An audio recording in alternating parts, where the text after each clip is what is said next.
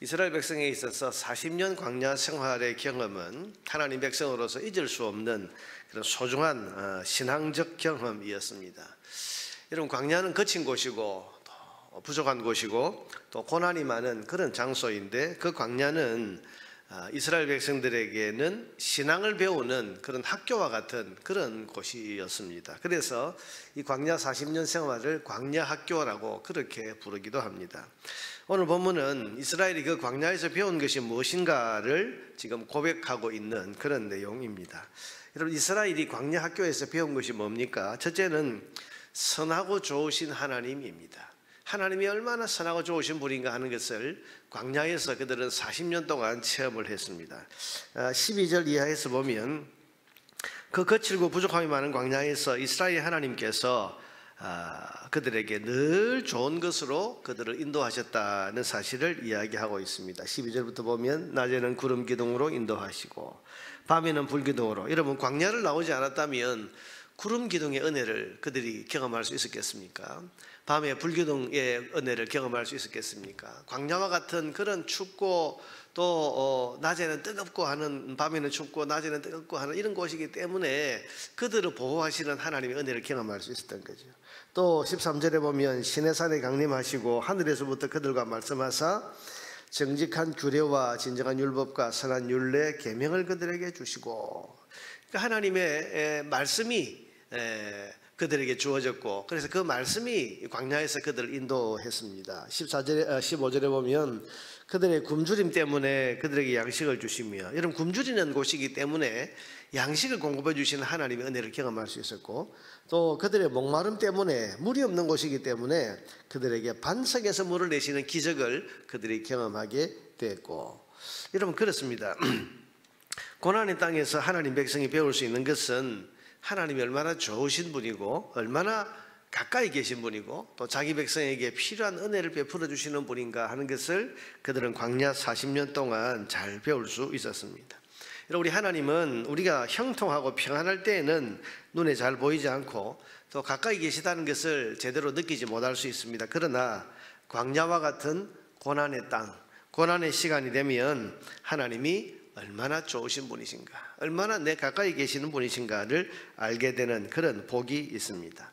여러분, 어려움이 있고 고난이 있을 때 우리는 하나님을 더 잘 만날 수 있고 도우시는 하나님의 손길을 더 깊이 체험할 수가 있게 되어서 하나님을 정말 가까이 만나는 경험을 하게 되는 것이 바로 광야와 같은 고난의 시간입니다. 그런 점에서 광야는 하나님을 제대로 만나고 경험하는 축복의 장소라고 할 수 있습니다. 둘째로, 이스라엘이 광야 학교에서 배운 것은 뭡니까? 그것은 자기들의 모습, 자신들이 얼마나 완악하고 교만하고 부족한 인생인지를 발견하게 됩니다. 16절 이하에서는 여러분 그것을 이야기하고 있습니다. 그들과 우리 조상들이 교만하고 목을 굳게 하여 주의 명령을 듣지 아니하고 거역하며 주께서 그들 가운데 행하신 기사를 기억하지 아니하고 목을 굳게 하여 패역하여. 자, 보세요. 이스라엘은 광야에서 하나님을 배반하는 수많은 그런 일들을 행해왔습니다. 이런 사람이 형통하고 평안할 때는 본성이 잘 드러나지 않습니다. 배가 부르는 곳, 따뜻한 곳, 좋은 환경 이런 곳에 있으면 자기가 얼마나 이 인내심이 부족하고 또 자기가 얼마나 교만하고 또 자기가 얼마나 부족한지를 잘 알 수가 없습니다. 다 넉넉하고 좋은 사람인 것처럼 보이죠. 그런데 부족해지면, 고난의 시간에 들어가면 비로소 자기 본성이 드러나게 됩니다. 숨겨진 본성이 드러나는 곳이 바로 광야이지요. 이런 이스라엘 백성이 하나님 잘 믿는 것 같았는데 배가 고파지니까 하나님 배반하고, 목이 말라지니까 하나님 또 원망하고 불평하고, 뭔가 좀 자기 뜻대로 일이 안 되니까 거기서 오늘 본문에 있는 것처럼 한 우두머리를 세우고 우리가 애굽으로 다시 돌아가자, 이렇게 하나님의 그 구원의 은혜마저도 버리려고 하는 그런 본성이 드러나지 않습니까? 얼마나 믿음이 없는지, 얼마나 조급한지, 얼마나 이기적인지, 얼마나 쉽게 유혹에 넘어가는 존재인지가 고난의 시간, 광야에서 비로소 드러나게 되는 겁니다. 그래서 하나님께서는 자기 백성에게 광야와 같은 시간을 허락하시는 것입니다. 우리가 생각할 때 하나님이 왜 우리를 광야와 같은 이런 곳으로 데려가시나, 왜 이런 고난의 시간을 우리에게 주시나 이런 생각이 들 때가 있지만 거기서 우리는 우리 자신도 몰랐던 나의 연약함, 나의 완악함을 발견해서 하나님 앞에 겸손해질 수 있게 되고 하나님의 은혜를 더 의지하는 그런 믿음을 가지게 되는 겁니다. 그렇기 때문에 하나님께서 광야와 같은 고난의 시간, 고난의 장소를 우리에게 허락하시는 겁니다. 여러분, 이것이 광야의 또 다른 축복이라고 할 수 있습니다. 자기 본성을 발견하게 되는 거예요.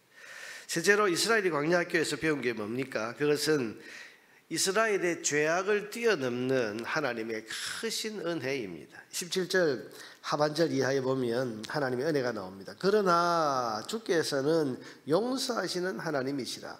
그 앞에 백성들이 교만하고 목을 굳게 하고 또 하나님 거역하고 패역하고 그랬는데 그러나 주께서는 용서하시는 하나님이시라. 광야의 경험을 해보니까 그들이 범죄하면 하나님이 당장 심판하실 줄 알았는데 도리어 하나님이 긍휼을 베풀어 주십니다. 하나님을 모독하면 당장 버려버리실 것 같았는데 하나님은 여전히 변함없는 사랑과 자비를 베풀어 주시는 겁니다. 그래서 18절 이하에 보면 또 그들이 자기들을 위하여 송아지를 부어 만들고 이르기를 이는 곧 너희를 인도하여 애굽에서 나오게 한 신이라 하여 하나님을 크게 모독하였으나 주께서는 주의 크신 긍휼로 그들을 광야에 버리지 아니하시고. 하나님이 사랑과 은혜가 우리의 죄악 앞에서 그냥 끊어지는 정도의 수준이라면 당장 하나님 이런 모독하는 송아지 만들어 놓고 이게 하나님이다, 이게 우리를 인도했다 이럴 때 하나님이 당장 버리시지 않겠습니까? 근데 하나님은 여전한 사랑과 은혜로 그들을 버리지 아니하고 인도하셨다. 그래서 낮에는 구름 기둥이 그들을 떠나지 아니하고 길을 인도하며 밤에는 불기둥이, 여러분 구름 기둥과 불기둥을 그날 당장 하나님이 중단시켜 버리지 않았습니다. 너희들이 그렇게 나를 배반하고 배역하니까 오늘부터 불기둥은 없다, 구름 기둥은 없다. 우리는 하나님을 우리 수준으로 자꾸 생각하는 거죠. 그런데 광야에서 그들이 배운 게 뭡니까?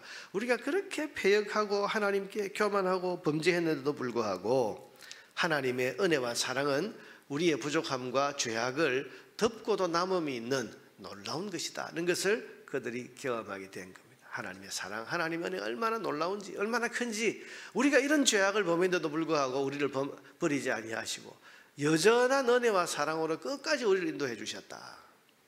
그런 하나님을 그들이 경험하게 된 것입니다. 결국 여러분, 광야에서 배우는 것은 뭡니까? 하나님의 은혜이고 은혜 없이는 우리의 오늘이 있을 수 없다고 하는 사실을 광야에서 그들은 절실히 배우게 된 것입니다. 여러분, 은혜가 아니었다면 범죄했을 때 끝나버리지 않았겠습니까? 은혜가 아니었다면 우리가 교만했을 때 망하지 않았겠습니까? 그런데도 하나님이 그 모든 것을 덮고도 남음이 있는 은혜를 베풀어 주셔서 그 은혜 때문에 오늘 우리가 여기까지 나오게 되었다.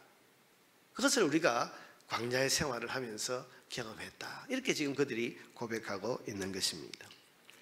여러분, 결국 광야에서 배우는 것은 하나님의 은혜입니다. 광야를 지나면서 우리가 고백하게 되는 것은 은혜 없이는 우리가 오늘까지 살아올 수 없다고 하는 사실입니다. 우리도 그렇지 않습니까? 우리도 은혜 없이 오늘까지 살아올 수 있었을까요? 은혜 없이 우리의 믿음과 의지, 나의 믿음과 나의 의지만으로 과연 여기까지 나아올 수 있었겠습니까? 한 해를 돌아보면서 여러분, 광야 같은 시간을 지내왔다 그런 생각이 혹 드십니까? 한 해를 우리가 정리하고 돌아보면서 참 어려운 순간, 힘든 고난과 같은 그런 광야가 내게 있었다. 여러분, 이런 생각이 들 때에 그 광야와 같은 한 해의 삶을 돌아보면서 나도 은혜 없이는 살아올 수 없었다는 그런 고백을 할 수 있는 저와 여러분 되기를 바랍니다. 그래서 지나온 광야 같은 시간들이 돌아보니 축복이고 하나님 만나고 하나님 은혜를 경험하고 또 나의 부족함을 발견해서 더 겸손해질 수 있는 그런 축복의 시간들이었고 은혜였다. 그래서 나의 부족에도 불구하고 하나님의 은혜로 내가 여기까지 왔다는 이런 고백과 감사와 찬양을 하나님께 올려드릴 수 있는 그런 복된 연말의 시간이 될 수 있기를 주님의 이름으로 축원합니다.